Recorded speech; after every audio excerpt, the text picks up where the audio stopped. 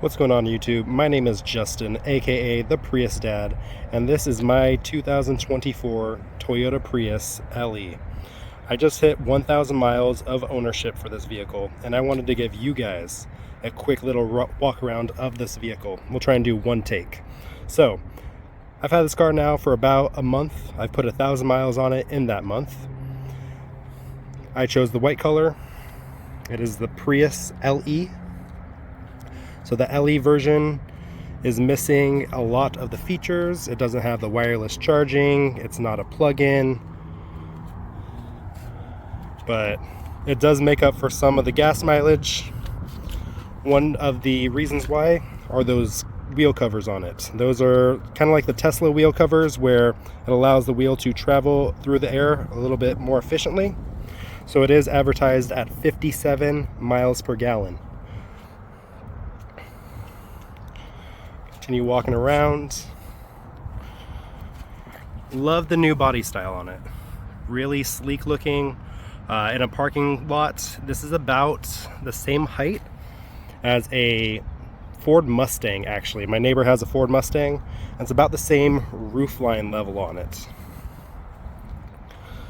So here's the walk around for it. Beautiful car. Really, really love the new body style on it. Let's pop the hood open real quick. Hood latch right down here.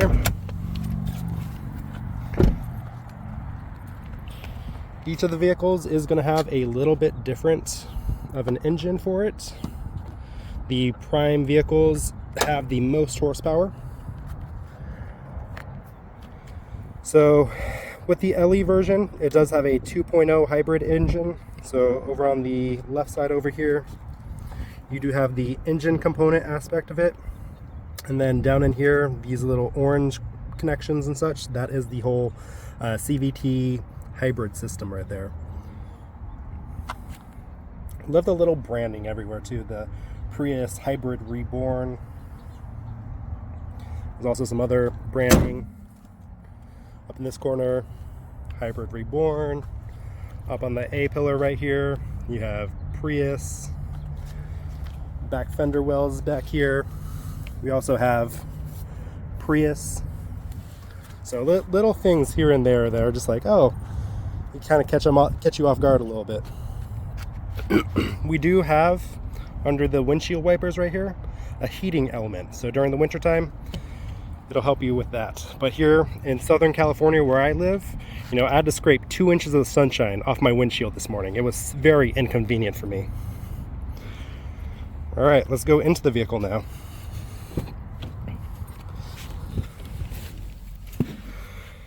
This is the inside of the car. So we'll press on the brake pedal, hit the power button. That's going to turn on the car.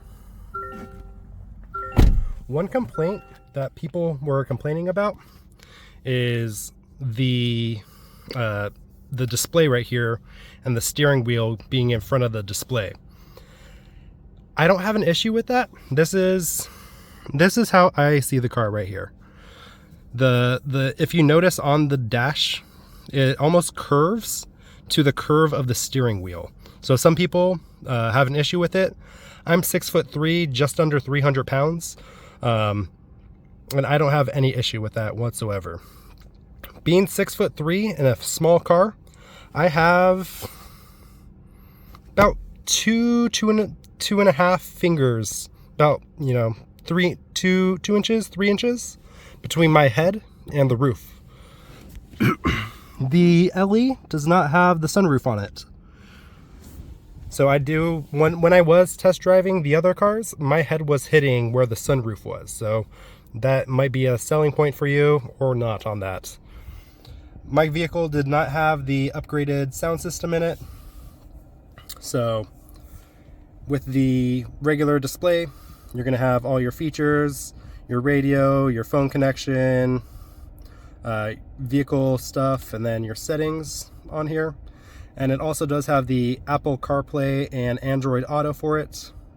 One thing that I don't like about this is if you do listen to the radio, if you want to tune your radio, you have to click tune, and then you type in what you want. So let's say we want 90.3, and then you hit tune, and it goes to that radio station.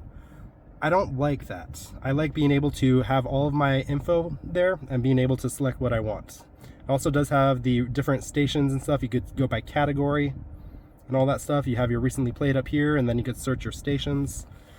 Kind of weird, but as far as the Android Auto and Apple CarPlay, it's a lot easier to set up there. So going from left to right, all of the buttons. We have automatic high beams. You have your heated windshields. Over here you have the display or the brightness for the lights for your dash, and then your odometer trip. Down here, that is how you open your gas tank down there, and then releasing the hood. Over here we have the side panel, so we have adjusting your mirrors, front windows, rear windows, window lock, and then your lock and unlock buttons right here. On the steering wheel, you have all of your connections to control your display up here. So if you want, you have your directional pad, and then this is how you go back right here. Phone calls, volume up and down, voice controls. Then over on this side, you have your cruise control and all those settings. It has a bunch of different modes for it as far as the adjustable or the adaptable cruise control and all those features. Over here, we have power button to start the car. We have all of our AC controls along this panel. Have your hazards. Then down here you have your connections, USB, and then you have your 12 volts. This right here is your little hidden compartment right here. So with this little latch, pulls up, hidden compartment. Super funny Toyota. You have your 2 cup holders right here. If you're unfamiliar with the Prius, this is a Prius shifter right here. So this is how you shift your car into park, reverse drive, all that stuff. So you go over, goes into neutral, over and up, goes into reverse, over and down is drive, and then this B right here, that's engine braking. So if you're going down a hill or something like that, you can shift it into B mode, and that helps your car slow down. Then it doesn't have a park, it actually has a button for park. So you press it, locks the car, or you have your drive mode selector right here. You can, when you press up and down on it, on the dash, it adjusts your drive mode. So you have custom, sport, normal, and eco. Then you have your traction control, parking brake, and then other buttons for EV. You can, if you're like in a parking lot or something like that, you can switch it to EV mode sometimes, depending on your battery percentage.